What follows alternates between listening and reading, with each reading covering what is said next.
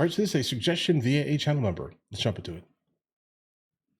The US economy has lost 1.2 million jobs since April 2024, and Americans are feeling the economic downturn.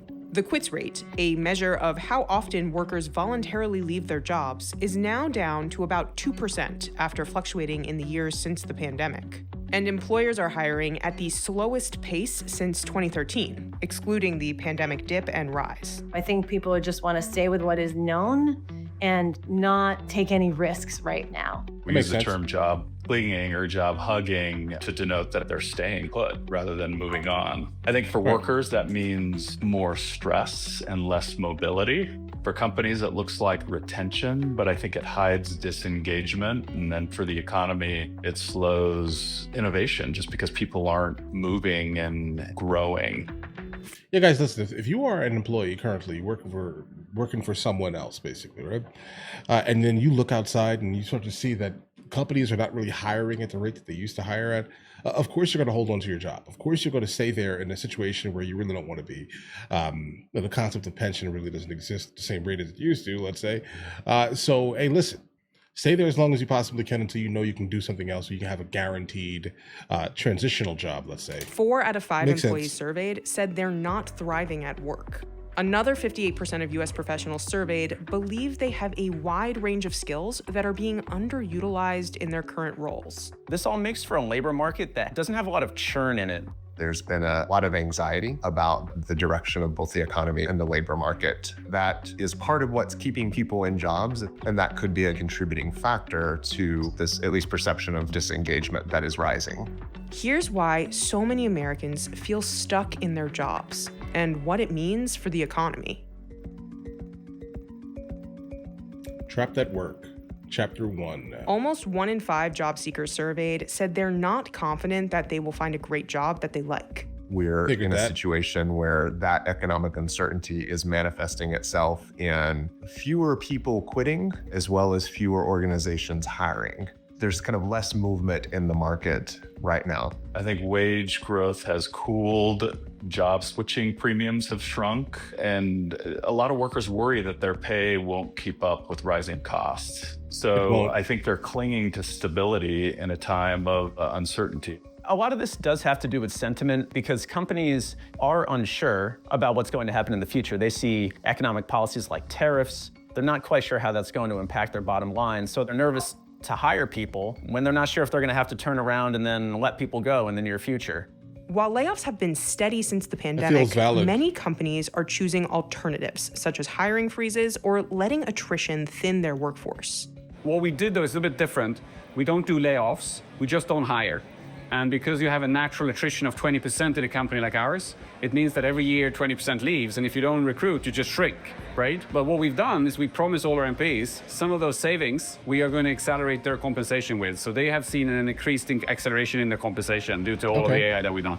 Yeah, that's fair. Organizations are a little bit flatter now. So I think there's a kind of middle management layer that's going away. And so employees stay put, but they're a little bit disconnected from senior leadership sometimes. Yeah, they don't want to be there. They're just there because you're paying them, basically, exclusively.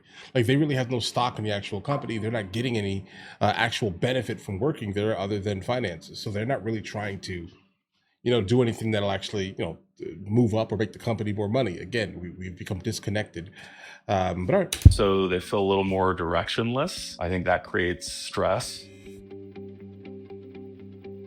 Staying put may feel like the safer option, but it can come with risks for both workers and employers. If you cling to your job and you get a little bit too complacent, that's not good either, because then your employer can look at you as sort of low-hanging fruit for layoffs in the event that they eventually need to do that. Career coaches recommend that you focus on career growth. Even if you're not able to find a new job, you focus on opportunities to improve your skills, do things within your organization but you're not getting paid more for it. Boost your career growth and your opportunities. In the event... Yeah, because guys, you're not really that special, unfortunately, right? I mean, if the job that you're in specifically requires a degree, guess what happens here?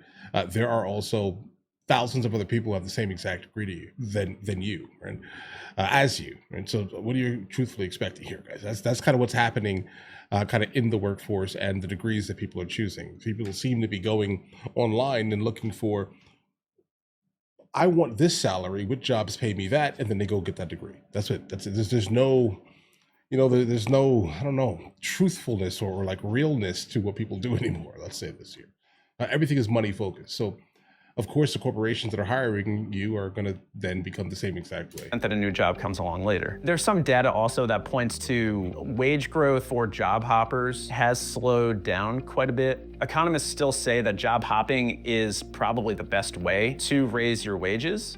A February 2025 study estimated that for a typical 1,000-person company, employee disengagement adds up to about $5 million a year in lost productivity.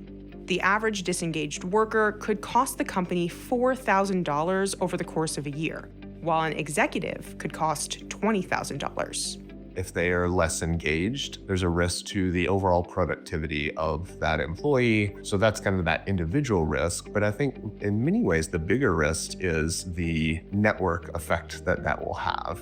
Is that if you have someone who is disengaged, not putting forth the same amount of effort, but is putting forth enough just to stay under the radar, that work still needs to get done. And so that ends up falling on teammates and other people across the organization. So it can cause some additional stress. Even if people are engaged and people are putting forth their extra effort, they might have to go even above and beyond to make up for some of the teammates who are disengaged. Low turnover looks like stability for employers, but it can mask what I would describe as quiet quitting. 40% of workers in a recent survey feel directionless with fewer managers in place. Therefore, they maybe spin their wheels. So I think that has impact on productivity. I think it has impact on employee satisfaction. Ultimately, can have impact on a company's ability to grow, innovate, and that translates into a cautious workforce, slows labor mobility. And labor mobility historically has been a sign of productivity and innovation. A disengaged workforce that's clinging to their job can have implications for the broader economy and labor market. Globally, low employee engagement is estimated to cost $9.6 trillion annually, or around 9% of global GDP. Labor mobility historically has been a sign of productivity and innovation. With fewer workers chasing new roles, wage growth flattens, and it just kind of reinforces a cycle of caution. And this can dampen consumer confidence. It can dampen the agility of organizations and their ability to innovate and be productive. Career coaches, economists, they all say that the labor market is very frozen right now. If you have a frozen labor market, there's not a lot of new opportunity being created. That ends up hurting people who would otherwise be finding new opportunity in the market. Where you might start to see those types of dips is if we have a prolonged period where the labor market is challenging, a prolonged period where organizations aren't taking advantage of internal labor market movement to re-engage their employees. That's when you may expect to see a bigger hit to productivity as well. This trend of workers staying put has also degraded job seekers' bargaining power, which can lead to flattened wages. Employers have more power in the labor market. We've had labor standards erode in this country for decades. Things like the minimum wage has been sitting at the same level since 2009. Unionization rates in this country have declined dramatically over the last few decades. So when you think about the levers that workers have, it's pretty limited. Workers have lost a bit of their bargaining power in the current environment. They, just a couple of years ago, were able to quit their jobs easily and find a much higher paying gig. Now, hiring has slowed down. Job openings have come way down. Workers aren't quitting their jobs nearly as readily. And we see that wage growth has come down too in this environment. So workers can't command raises like they used to. In the 3 decades following World War II, we actually saw wages and productivity move in tandem. When you think about compensation for typical workers, they moved as productivity increased. What we've seen largely for the last 3-4 decades or so is that has diverged. And so as productivity has continued to increase, albeit at a little bit slower pace, I would say overall, workers' wages have not kept up with those kinds of gains. New graduates and early career workers may struggle to find entry-level jobs in the current market. Think about recent college graduates, for example. They're not finding that it's as easy to get a new job straight out of college, an entry-level role, especially because these are roles in which there's fear that AI is disrupting those jobs especially. Think about these are entry-level jobs, kind of a stepping stone to more skilled positions down the road. It's also low-hanging fruit for AI to come in and disrupt and take those jobs away from entry-level workers. But this could also be an opportunity for innovative companies to pivot. If you think about the Gen Z workforce or entry-level workforce, they're much more moldable, teachable. You can reorient their skill sets. They're bright, they're sharp. I think they're street smart. They know how to use technology. That gives me a lot of hope. And so I think it isn't all doom and gloom. I think it's leaders need to think about, how do I repurpose the workforce? And then how do I get new entry or newer professionals? How do I retool their skill sets? How do I help them use AI to make better decisions, to be more productive, to do more at an earlier time in their careers? And so I think those who see it as an opportunity, if you can get the right leadership in place, the right lean workforce, leveraging technology and innovation, you can certainly grow and scale faster. And so I think there are a lot of opportunities, no doubt. Well, yeah, definitely. Hold on. Like you can definitely scale faster with AI, but a lot of the positions that are like people have gone to college for the last like 20, 30 years are jobs that you can pay a service for, right? Some chat GPT is $20 a month, guys, right? You can pay a service and they can basically do the overwhelming majority of what you're hiring someone for. All right. So if you're wondering why everything is going flat, first of all, there are too many people trying to get jobs. Right, so that's one thing. Number two would be AI can do the majority of it. Automation, right? Like there are a lot of restaurants who are also not hiring people any longer because they're moving over to like a robot kitchen. Right? Nothing will ever be wrong. Like think about it. You go to a fast food restaurant and something is wrong.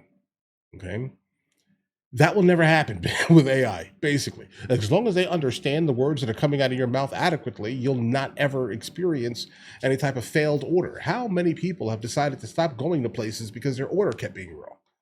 Think about that for a second here. Obviously, this is not like a college degree type of job here, the ones that they're talking about here, but understand the depth of this. Anything that requires like the same movement, automation will absolutely take that from you. Most factory work will end up being taken. There'll probably be, I don't know, bro, like 3 or 4 people inside the building looking at the machines, guys. I mean, that's basically all that'll end up being needed here. Now, in context like this, if we're going to move over to a society that uses automation, AI, technology, and things like this, the smartest thing, this is going to sound crazy, guys, what are we going to do about the people? Okay.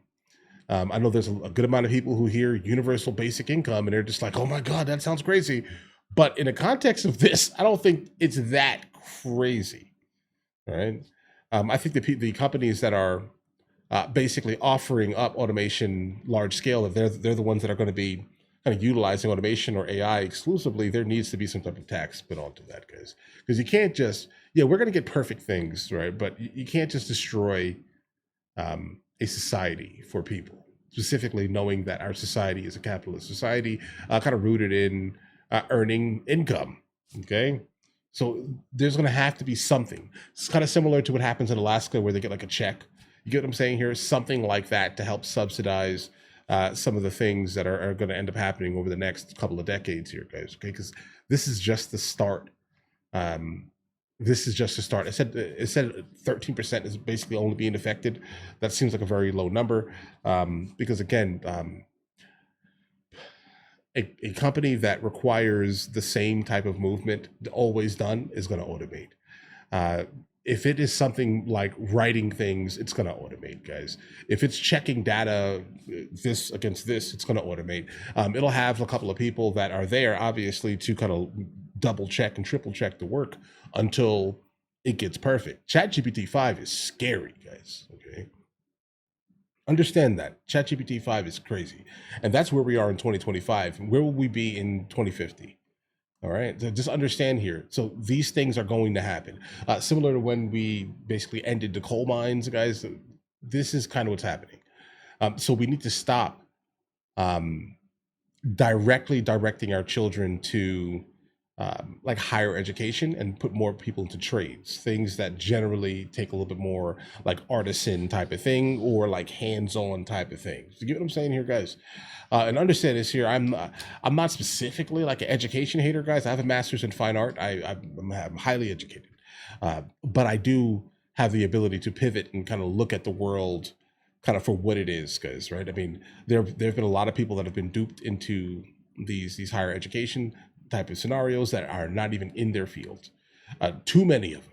Okay, I worked within my field for 2 decades exclusively, right, internationally. Right? And so I'm just trying to let you guys know we're in a different time. We're encountering a different time. I understand fully why Americans are clinging onto their jobs. They have no idea if they leave, they're going to get another one, guys. Similar to the people who purchase houses, let's say before 2015, right? They're never leaving that house. Interest rates are going to absolutely crush them. They also probably couldn't even afford to live in the neighborhood that they're living in where they bought the house at if they were to sell it. Understand this here. Times are so different. The economy is crazy. Inflation is wild. House prices, asset prices in general have absolutely increased. So you need to kind of be wise about this. Start pushing your kids to more hands-on things that require abstract thought more so than the mundane consistency of an office job that's just going to be replaced within 10, 15 years, guys.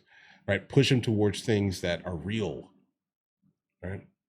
That's it. My opinion. Right? I'm sure I'll be crucified in the comments. I smell it.